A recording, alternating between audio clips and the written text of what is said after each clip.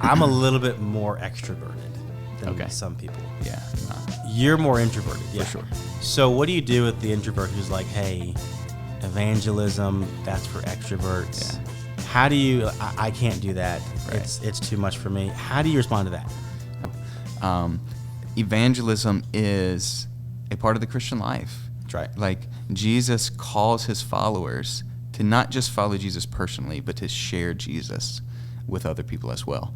And so, like, as we see Jesus issuing those commands to his disciples to go and make disciples of all nations, baptize them, teach them, and there's no exception clause there, like, unless you're introverted. Unless you're introverted, Like, that's right. Unless you're not a people person. That's right. Right? That's right. Like, there's this call to join in the mission of Jesus for every believer. And for some of us, that comes easier to engage in conversations with people and turn the conversation that way. For others of us, it just takes getting over it.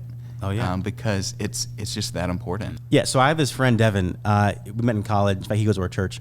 And super extroverted, loves people, and, like, very gifted in evangelism.